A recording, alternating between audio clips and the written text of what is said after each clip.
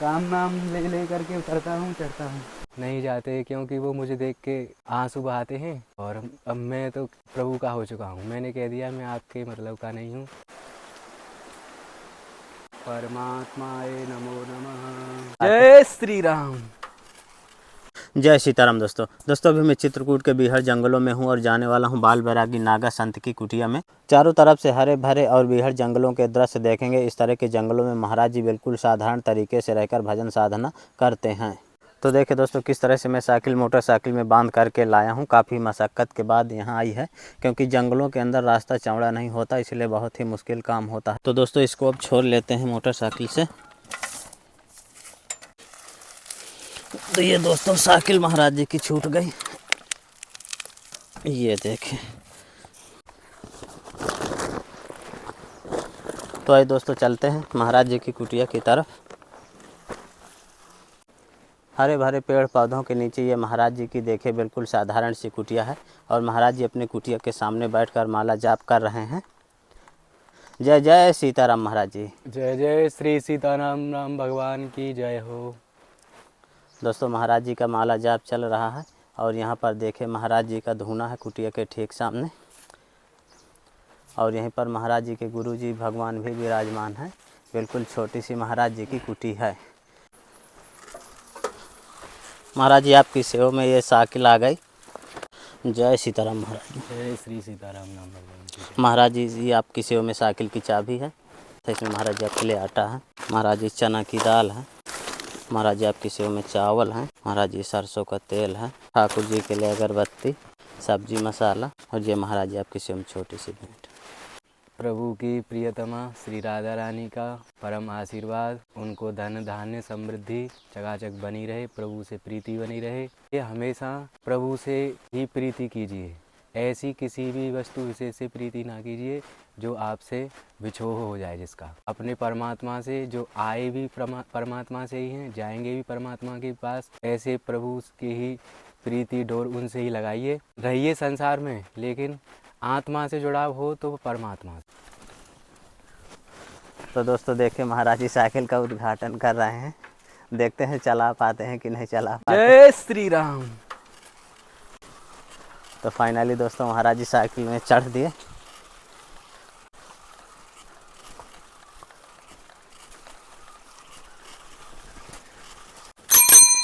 दोस्तों महाराज जी साइकिल चला लेते हैं। बढ़िया महाराज जी, बहुत अच्छी है, गजब है।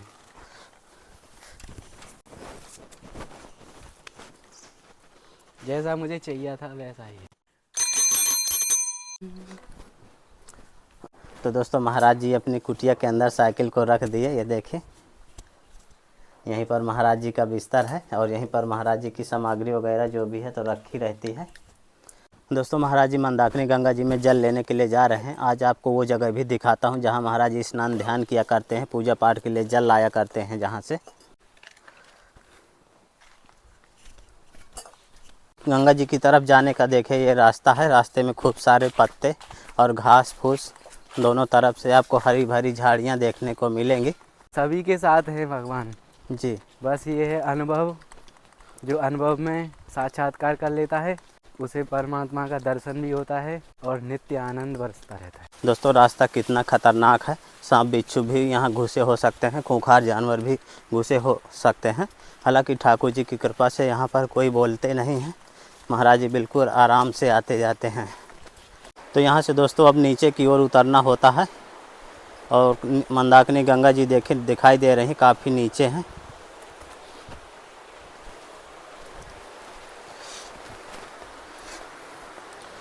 बिल्कुल सकरा रास्ता है और रास्ते में महाराज जी देखिए छोटे छोटे पत्थर रख दिए हैं।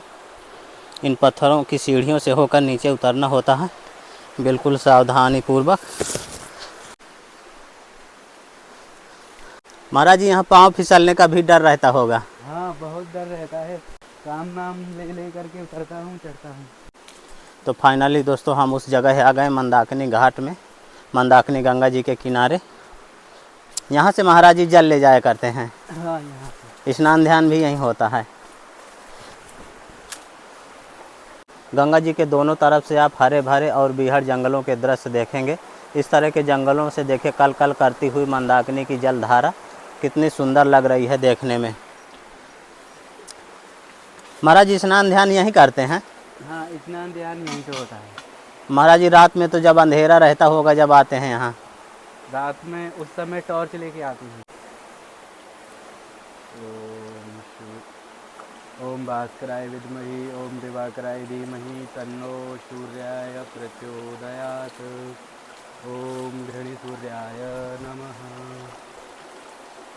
ओम निम्बार्काय चक्र सुदर्शनाय दिव्याय भास्कराय परमात्माय नमो नमः। तुमेव पूज्यसे लोके ब्रह्मा विष्णु सरारति। दातव्यं न दातव्यं न दातव्यं न दातव्यं कदाचन। प्रभु को मन कर्म वचन से प्रणाम। मन कर्म वचन से कोई गलती बनी हो तो प्रभु क्षमा करें, कृपा करें। शीघ्र सभी जन प्राणियों पर चर अचर सभी चैतन्य करें प्रभु, सभी को आनंदित करें, प्रफुल्लित करें। ऐसे ही प्रभु की कृपा बरसती रहे, आनंद बरसता रहे।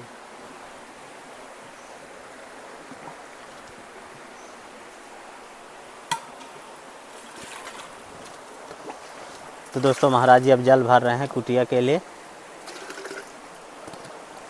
एक डब्बा जल में हो जाता महाराज जी? हाँ, फिर ले जाता रहता हूँ। गंगा मैया का दर्शन भी होता रहता है जी। दोस्तों महाराज जी जल ले लिए, अब कुटिया की तरफ जाएंगे।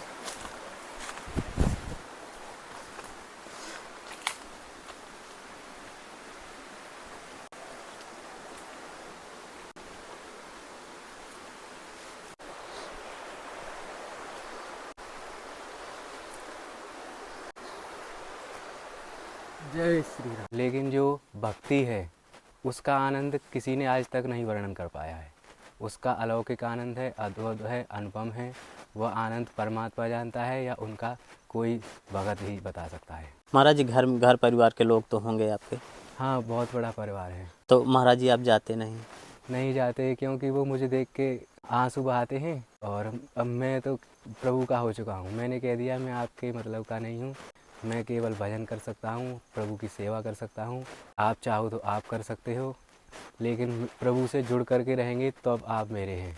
आप अगर अपने बाल बच्चों में आनंदित हैं तो आपके वही भगवान हैं। बाल गोपालों का पालिए पोसिए। मैं अपने बाल गोपाल को मैं अपने का सेवा करता हूँ।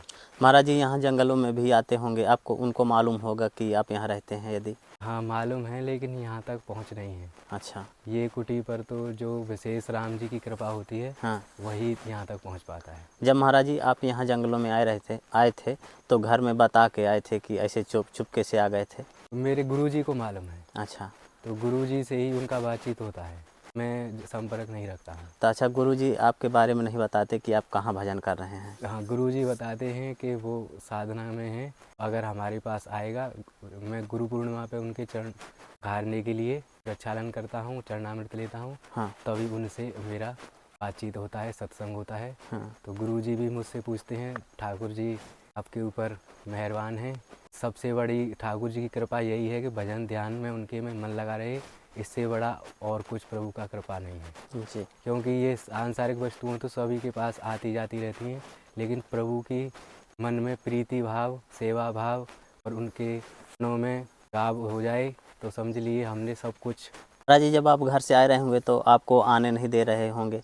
उस समय तो बहुत मुझे मधुकुरी करवाई थी गुरुजी ने। सबसे पहले मुझे नागा दीक्षा मिला। महाराज जी ने मुझे 5 घरों से मधुकरी के लिए भेजा था। अच्छा। जब मैं पंच मधुकरी के निकला, हाँ। तो सबसे पहले मुझे माता राम से जी। मैया ने मुझको भेष पर वो किया, भेष को हटाना चाहा। कंठी माला सब ये सब हम हटा देंगे और विवाह करवा देंगे। गुरुजी ने बताया कि अब के 5 बच्चे हैं, 5 में से एक अगर प्रभु की शरण में जाता है, जाना तो आपको भी है, लेकिन जो जीते हो सवास में जा रहा है तो आप उसके कहेंगे तो ये प्रभु का अपराध बनेगा। जी जी। इसका आपको अनिष्ट भी हो सकता है। जी जी। इसलिए हंसी खुशी आशीर्वाद दीजिए, आगे इसकी मंगल की शुभकामना हाँ। इसके साथ रहें। ऐसा करके आप दीजिए तो आपको भी पुत्रों की प्राप्ति होगी, आपके नाती पोता आएंगे। बच्चे को आप प्रभु को समर्पित कीजिए, समझिए एक हमने भगवान के लिए छोड़ दिया। माता जी की अनुमति से ही माता पिता ज़्यादा उन्होंने कह दिया ठीक है, प्रभु के विरुद्ध तो हम भी नहीं जा सकते हैं।